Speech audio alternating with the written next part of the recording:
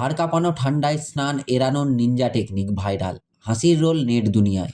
জাঁকিয়ে পড়া শীতের ঠান্ডায় স্নান করা অনেকের কাছেই এক বিভীষিকা।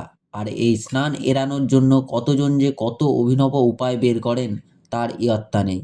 সম্প্রতি এমনই এক বালকের নিনজা টেকনিকের ভিডিও সামাজিক যোগাযোগ মাধ্যমে ভাইরাল, যা দেখে হাসির রোল উঠেছে নেট দুনিয়ায়। ভিডিওটিতে দেখা যাচ্ছে এক বালক হাড় কাঁপানো ঠান্ডায় সকালে বাথরুমে ঢুকেছে স্নান করার নাম করে।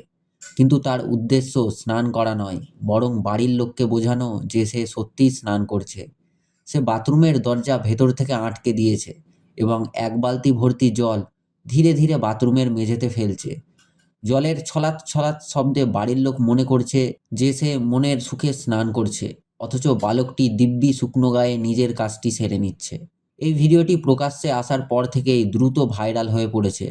নেটিজেনরা বালকের বুদ্ধির তারিফ করার পাশাপাশি নিজেদের ছোটবেলাকার এমন এমন অনেক মজার ঘটনার কথা উল্লেখ করে কমেন্ট করেছেন। কেউ কেউ লিখেছেন, এই টেকনিক আমিও ব্যবহার করেছি, ঠান্ডায় স্নান এড়ানোর এর থেকে ভালো উপায় আর হতে পারে না। ভিডিওটি দেখে অনেকেরই স্মৃতিকাতর হয়ে পড়েছেন এবং বালকের এই কাণ্ড দেখে হাসতে হাসতে লুটুপুটি খাচ্ছেন। বিশেষজ্ঞরা বলছেন, শীতকালে স্নান এড়ানোর এ ধরনের মজার ঘটনা প্রায় প্রতিটি বাড়িতেই হয়ে থাকে। তবে এই বালকের নিনজা টেকনিক নিঃসন্দেহে সবচেয়ে সৃজনশীল উপায়গুলির মধ্যে একটি। এই ঘটনা আবারও প্রমাণ করে যে ভারতীয় শিশুরা যে কোনো পরিস্থিতি থেকে বাঁচার জন্য কতটা উদ্ভাবনী হতে পারে।